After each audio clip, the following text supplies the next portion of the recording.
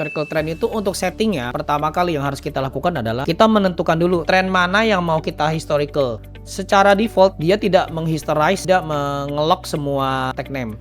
Ya, karena pada kenyataannya tidak semua tag name itu perlu di lock ya. Jadi kita bisa menentukan tag name mana saja yang perlu kita lock. Kita untuk menentukannya kita buka tag name dictionary, lalu kita pilih select, pilih tag name-nya. Berikutnya kita centang lock data. Oke, berikutnya lakukan ke semua tag name yang mau kita lock, kita tentukan. Temperatur saya centang, saya save. Berikutnya saya juga mau ngelock lagi satu tag name lagi yang discrete ya. Lalu kita centang, kita save lagi. Sampai sejauh ini kita sudah ngelock 3 tag name ya. Nah, berikutnya kita harus mengenable historical logging-nya. Dengan cara kita buka di sini bagian tool, ada configure historical logging. Oke. Nah, langsung terbuka di sini historical logging. Di sini kita lihat ada 2 tab ya, historical logging dan historian logging. Oke, di sini kita untuk in touch, kalau kita tidak menggunakan historian, kita cukup centangnya di sini saja. Historical logging ya. Kita centang enable. Oke. Nah, di sini dia tanya, kita mau nyimpen file historinya itu mau berapa lama kita simpan. Kalau 0 days itu dia akan nyimpen terus sampai hard disknya storage-nya penuh, sampai storage-nya penuh ya. Kalau kita pilih 30 days, artinya dia hanya menyimpan 30 hari saja. Lewat dari sana, yang paling lama akan dihapus secara otomatis oleh sistem. Oke, jadi kita harus menentukan ini. Lalu berikutnya dia menanyakan file lock-nya itu mau disimpan di mana, folder application directory, atau kita bisa nyimpan di specific directory. Artinya adalah foldernya itu bisa kita tentukan lock-nya itu mau taruh di folder mana. Oke, kita pilih yang ini dulu, misal store log file in specific directory ya. Nah, ini misalnya saya bikin folder sendiri, C misalnya, lalu new folder, saya kasih nama LGH logger gitu ya, LGH ya. Oke, saya enter, saya masuk ke dalam, saya copy paste aja path-nya di sini. Copy, lalu saya paste aja ke sini. Kalau sampai sini sudah, artinya dia akan menyimpan log file ada di sini, folder tersebut C.2 LGH. Kalau sudah di save aja, dia akan ada notifikasi historical logging successfully updated. Oke, sampai tahap ini kita sudah ngeset tag name-nya itu log data mana saja mau di log, dan kita sudah enable historical logging. Oke, berikutnya sekarang kita coba kita simulasikan ya. Nah, ini saya berikan nama historical logging Windows-nya. Nah, historical trend ya, lebih tepatnya historical trend. Coba saya ubah dulu. Kita ubah namanya menjadi historical trend. Historical trend, kita pasang simulasinya. Ya, ini ada level dan tag name integer dan tag name discrete. Kita pasang trendnya ya. Kita pasang di sini, kita panggil wizard. Kita di sini ada trends ya, ada di sini namanya historical trend with scooter ya, kita pasang saja di sini langsung. Oke, berikutnya lagi ada yang mau kita pasang lagi, berikutnya trend zoom panel ya, ini untuk kontrol panelnya dia, kita pasang di bawahnya. Oke, berikutnya kita pasang lagi wizard. Saya mau menunjukkan kita pasang trend pen legend. Oke, trend pen legend dipasang di sini. Trend pen legend kita pasang dulu 3. Kita pasang 2. Kita pasang 2 aja dulu deh. Trend. Kita pasang 2. Nah, ini ya. Nah, ini untuk nanti rencananya ini untuk tag name integer, ini untuk tag name yang discrete. Oke, sekarang kita konfigurasi dulu.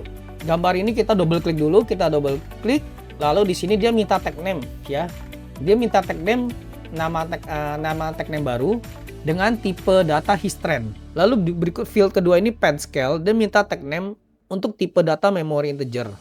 Nah, ini kita harus bikin tag name baru ya, tapi kita tidak perlu melewati tag name dictionary. Kita cukup dari sini aja. Ini kita hapus saja di depannya. Ya, lalu kita hapus saja. Seperti ini aja, maka otomatis akan dibuatkan tag name-nya yang bertipe data histrend dan tag name bernama pen scale tipe data memory integer. Oke, selanjutnya kita juga harus konfigurasi yang di sini panel ya. Double klik.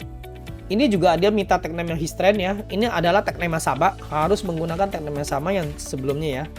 Ini kita hapus.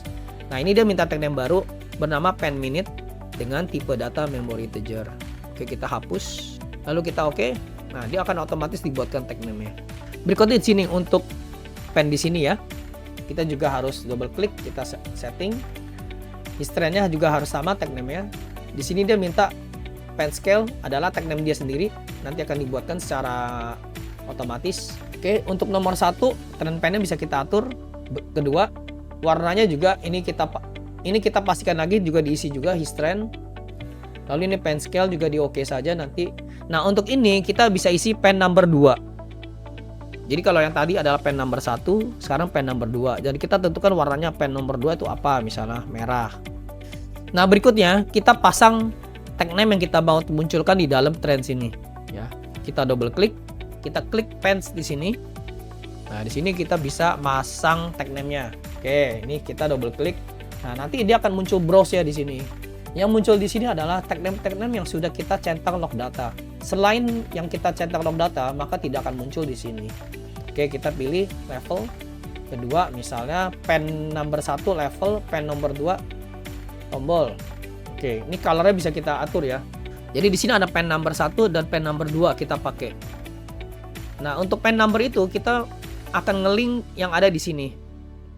Ya, yang di kanan ini gambar. Oke, kita coba cross check lagi, kita buka. Nah, di sini dia akan menentukan pen number 1 itu untuk gambar ini dia akan memunculkan informasi untuk pen number 1.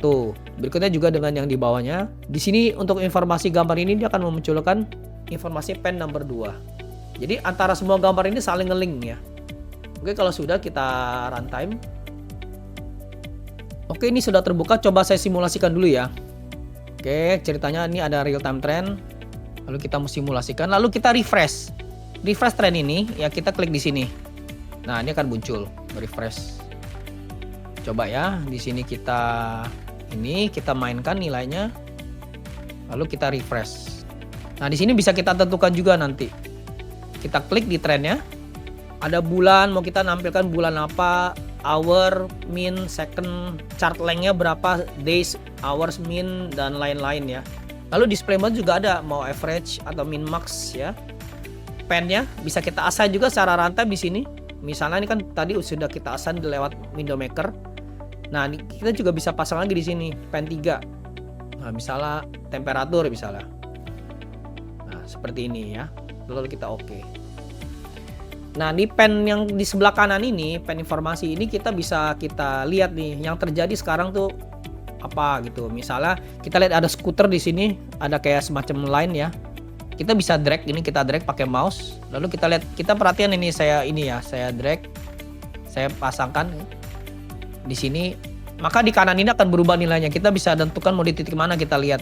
Misalnya di sini. Nah, level ada di 32. Terus nanti di sini 32, di sini ini yang di sini 40 ya. Jadi ada dua nilai 32 dan 40, itu tergantung dari kita bisa ngeliat dua posisi. Di sini ada posisi yang kiri.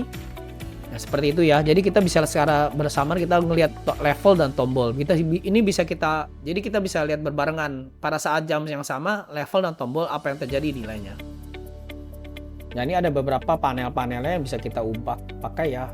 Kita bisa sort berdasarkan 1 hour, dalam menit, ya 30 menit, atau kita geser time frame-nya. Bisa zoom in dan zoom out. Refresh-nya di sebelah kanan sini ya. Ya, oke. Berikutnya adalah kita mengekspor hasil tren LGH menjadi CSV. Itu kita klik di sini ke wizard. Kita pakai yang ini, His Data Wizard. Kita ada description di bawah. Save historical data to a CSV file. Oke, kita klik, kita pasang di sini. Lalu kita konfigurasi.